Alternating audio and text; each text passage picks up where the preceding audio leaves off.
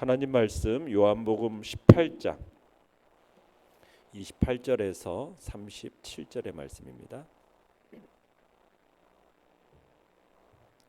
요한복음 18장 28절에서 37절까지의 말씀 한 목소리로 같이 읽도록 하겠습니다. 시작.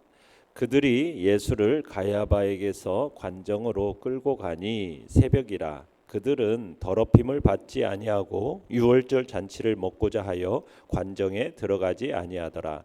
그러므로 빌라도가 밖으로 나가서 그들에게 말하되 너희가 무슨 일로 이 사람을 고발하느냐? 대답하여 이르되 이 사람이 행악자가 아니었더라면 우리가 당신에게 넘기지 아니하였겠나이다. 빌라도가 이르되 너희가 그를 데려다가 너희 법대로 재판하라. 유대인들이 이르되 우리에게는 사람을 죽이는 권한이 없나이다 하니 이는 예수께서 자기가 어떠한 죽음으로 죽을 것을 가리켜 하신 말씀을 응하게 하려 함이로라.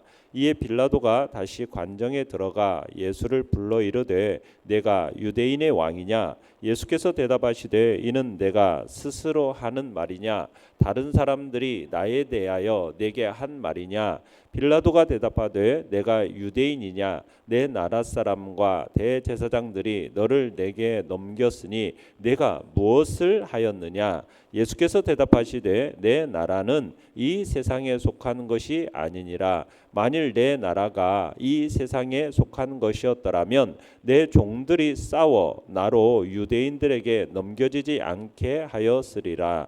이제 내 나라는 여기에 속한 것이 아니니라. 빌라도가 이르되 그러면 내가 왕이 아니냐? 예수께서 대답하시되 내 말과 같이 내가 왕이니라. 내가 이를 위하여 태어났으며 이를 위하여 세상에 왔나니 곧 진리에 대하여 증언하려 함이로라. 무릇 진리에 속한 자는 내 음성을 듣느니라 하신대. 아멘. 빌라도의 재판이라는 제목으로 말씀을 나눕니다. 예수님께서 이제 새벽에 가야바의 집에서 이제 유대 총독 관정으로 이제 끌려가시게 됩니다. 대제사장 가야바의 집에서 소집된 이 산헤드린 공의회는 이미 예수님에 대해서 신성 모독죄를 적용시킵니다. 그래서 사형을 결의한 상태입니다.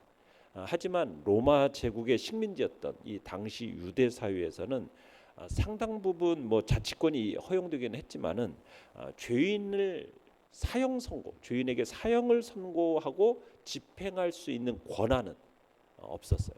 로마 정부에게서 파견된 총독에게 그 권한이 속해 있었던 것입니다. 그렇기 때문에 자신들 임의로 예수님을 처형할 수가 없었던 거예요. 그래서 이제 산헤드린은 예수님을 이제 총독 빌라도를 이용해서 자신들이 이미 결의한 대로 이제 사형을 선고해서 예수님을 그 사형 선고 집행하도록 빌라도에게 요구를 하고 있는 겁니다. 28절 다시 한번 읽어봅니다. 시작. 그들이 예수를 가야바에게서 관정으로 끌고 가니 새벽이라. 그들은 더럽힘을 받지 아니하고 유월절 잔치를 먹고자 하여 관정에 들어가지 아니하더라. 자, 유대인들은 이방인들을 부정한 존재로 취급합니다. 그래서 이방인의 땅에 들어가거나 아니면 이방인과 접촉하거나 이것은 자신을 더럽히는 것이라고 여겼던 거죠. 그래서 이방인들과의 교제를 엄격하게 금했습니다. 유대 종교 지도자들은 지금 빌라도와 그 관정을 지금 부정하게 여겼다라고 얘기하고 있지 않습니까? 그래서 예수님을 고소하기 위해서 관정으로 끌고 가고 있음에도 불구하고 유월절을 하루 남겨둔 시점에서 자신들을 부정하게 되는 것을 피하기 위해서 관정 안으로는 들어가지를 않았던 겁니다. 자, 유월절 잔치라고 되어 있죠. 유월 잔치를 먹고자 하여. 근데 유월절 잔치라는 것은 무엇입니까? 유월절 식사. 무엇과 무엇을 먹는 거죠? 어린 양의 고기, 그 다음에 쓴나물, 무교병. 이것을 먹는 게 유월절 잔치지 않습니까?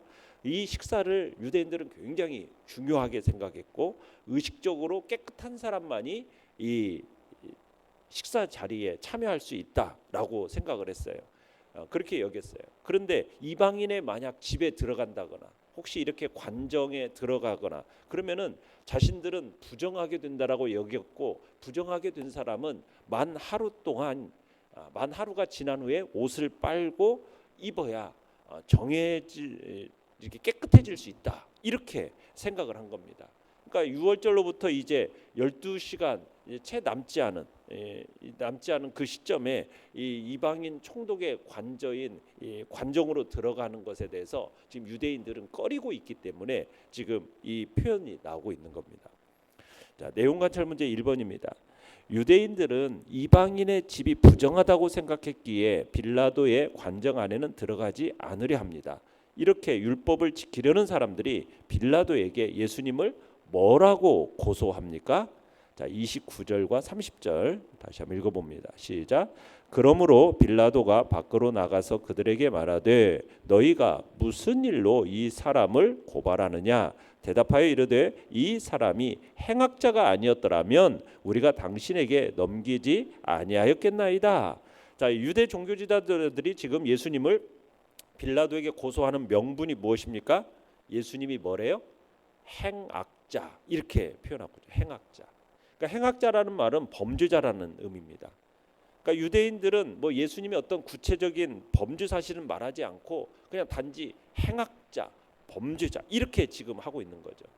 하지만 이 재판을 받고 있는 로마인인 이 빌라도의 입장에서는 로마법의 관점에서 보면 예수님은 아무 죄도 짓고 있지 않은 겁니다.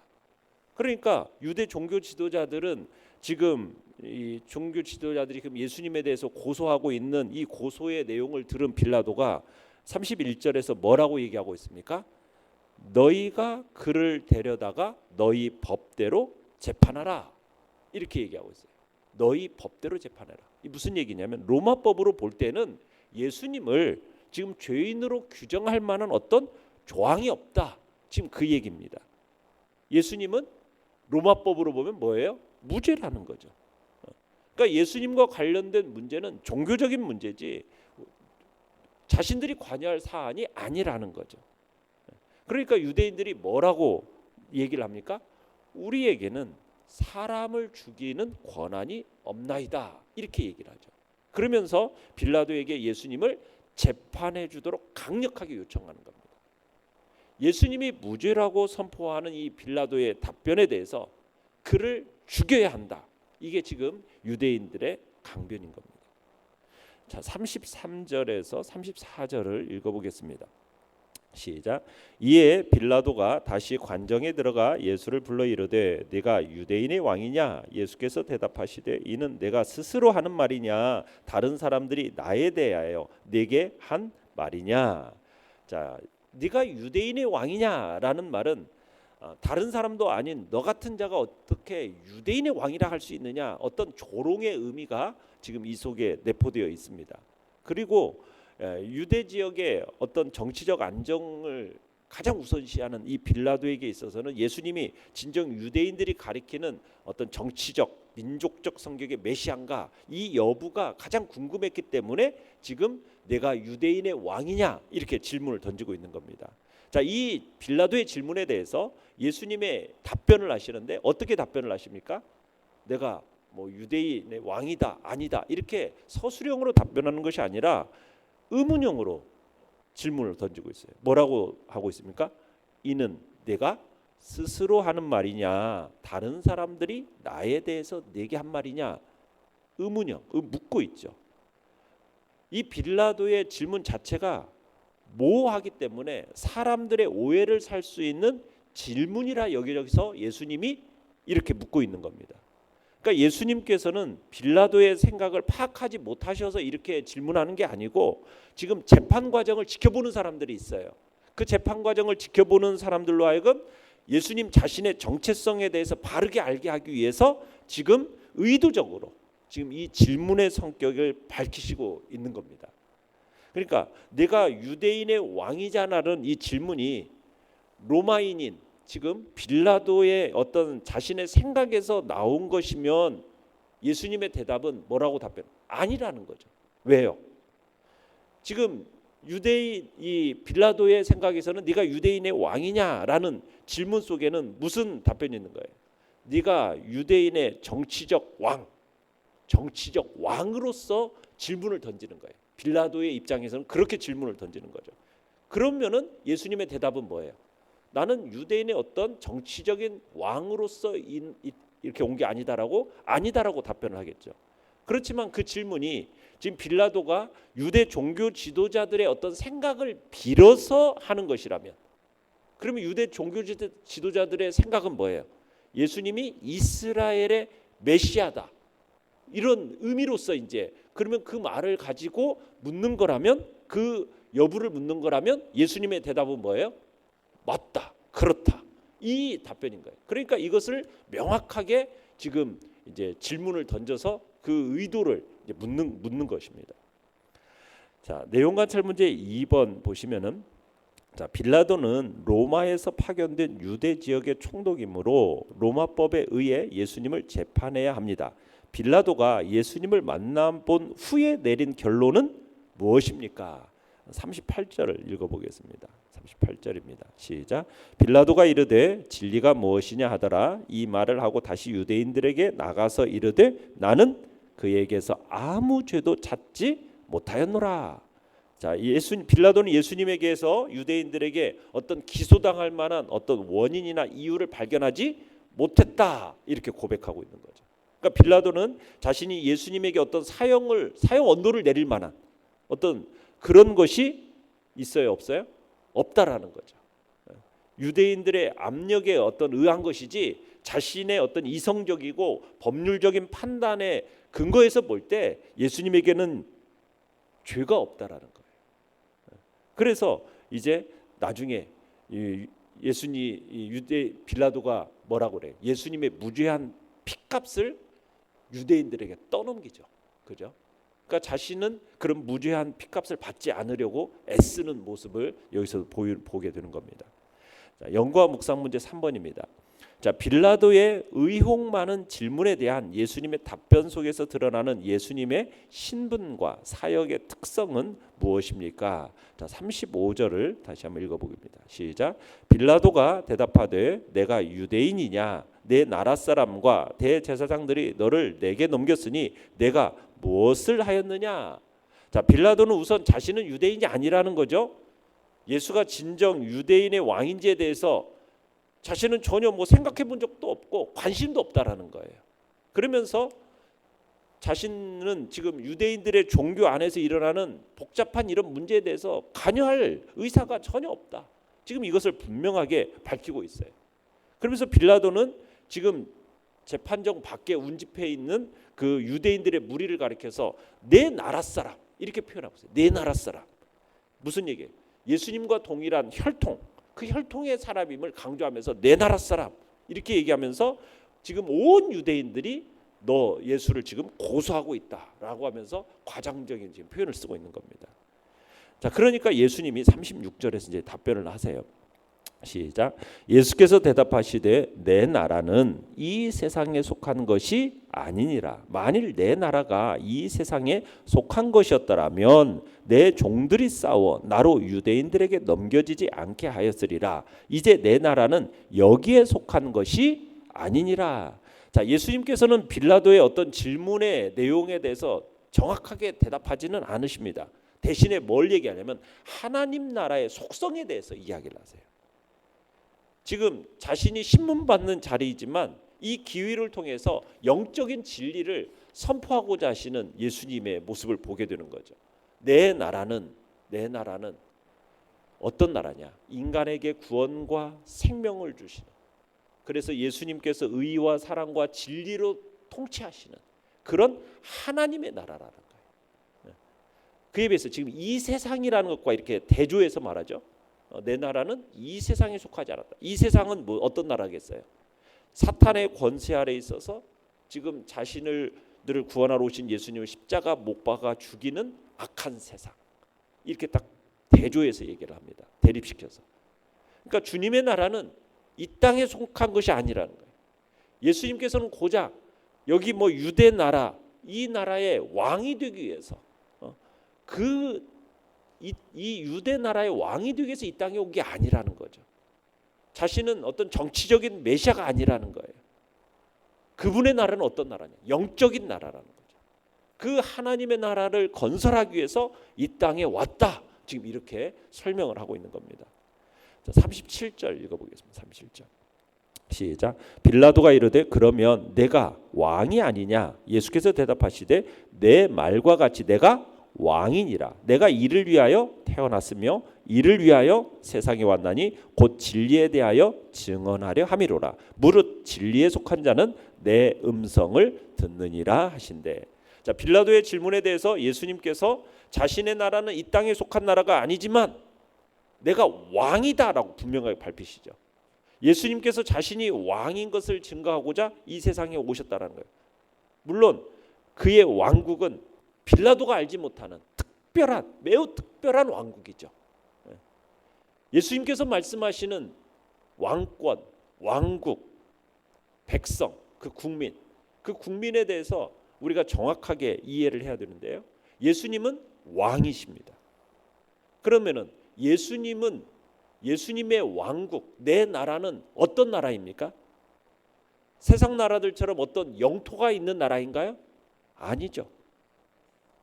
나라가 어떤 나라를 얘기하는 거예요? 예수님을 믿는 성도들의 삶, 예수님을 믿는 성도들, 그 삶이 나라라는 거죠.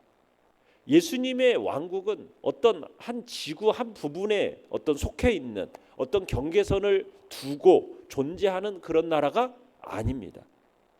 이 세계 어디에나 존재하는 것이 아니라 이 세계 어디에서나 예수님을 믿는 성도들의 삶 속에서 존재하고 있는 것이 하나님의 나라고 예수님의 나라이죠. 예수님의 통치가, 예수님의 다스림이 이루어지는 곳, 그 사람의 마음, 그곳이 하나님의 나라죠. 그죠? 그러니까 성도인 우리 모두가 예수님의 통치 아래에 있다면 그분이 하나님의 백성이요, 그곳이 하나님의 나라인 것이죠. 예수 그리스도의 왕국은 그분을 믿는 모든 삶 속에 존재하고 있다라는 것. 우리는 이 사실을 명심해야 되죠. 언제나. 그렇기 때문에 내가 하나님의 나라요, 예수 그리스도의 나라로서 살아가고 있는 거죠. 나라는 존재가, 내 삶이, 내가 미쳐지는 영향이, 그게 바로 하나님의 나라인 거죠. 그래서 우리는 내 마음속에 예수 그리스도가 왕이 되시고 주인이 되셔서 내 삶을 다스리시고 그 내가 살아가는 그 삶의 영역들이 바로 내가 하나님 나라의 백성이요, 하나님의 나라요, 그리고 내가 지내는 모든 그 삶의 현장들이 그리스도의 나라로서 존재하게 되는 겁니다. 그래서 우리가 무엇보다 중요한 게 뭐예요? 예수 그리스도가 나의 왕이 되시고 주인으로서 그분의 삶에, 그분의 통치에 온전히 굴복하고 살아가고, 그리고 그 굴복된 삶의 영향력이 미쳐지는 곳곳이 하나님의 나라가 이루어지는 것입니다.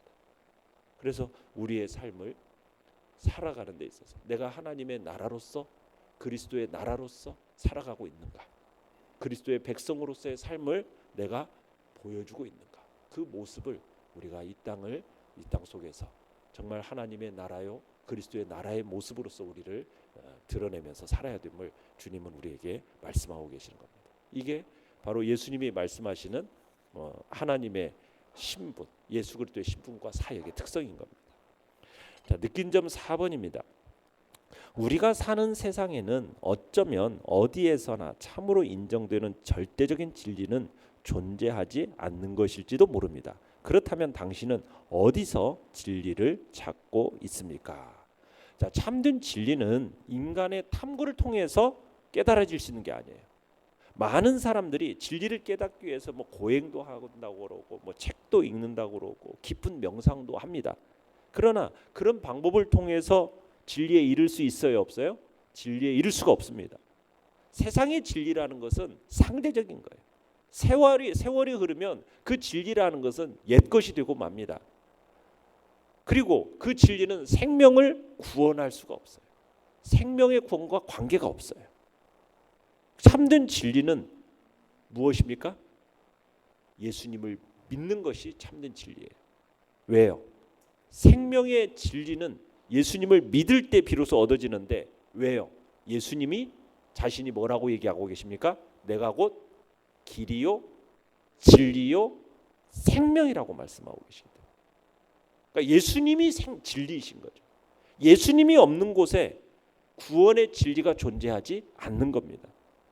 그러니까 이 세계 수많은 종교들이 있고 그들 나름대로 어떤 경전이 있고 그 속에서 어떤 구원의 도리를 가르치지만 예수님이 없는 종교에는 구원도 없고 진리도 존재하지 않는 겁니다. 이 세상의 종교들이 가르치는 진리라는 것은 그냥 사람들이 탐구한 어떠한 산물일 뿐이지 참된 진리가 될 수가 없다라는 거예요. 진리는 예수 그리스도를 믿는 자에게 주시는 하나님의 선물이고 예수님 자체가 바로 진리가 되시는 거죠. 그래서 우리가 이 세상에서 예수님을 힘써 전파해야 되는 이유가 거기에 있는 것이고 그분을 믿도록 사람들을 권유해야 될 이유가 여기에 있는 것입니다. 왜? 참된 진리는 예수 그리스도 안에 있고 그분을 믿는 것에 있기 때문입니다. 별당과 적용 5번입니다. 예수님의 복음이 모든 세상을 아우르는 진리임을 확신합니까? 당신의 삶 가운데 예수님의 진리 되심을 인정하지 않는 부분은 무엇이며 어떻게 이를 바로잡아야 하겠습니까? 참 이 시대는 절대의 진리가 사라진 포스트 모던 사회라고 그럽니다. 다 상대적이에요. 절대적인 진리를 무시하고 인정하지 않는 시대가 이 시대입니다. 그러나 이 시대 속에서 우리는 절대적인 진리가 있음을 믿고 십자가가 바로 십자가를 통한 예수 그리스도의 구원만이 유일한 구원임을 우리는 믿고 세상을 향하여 그 진리를 선포해야 되는 것입니다.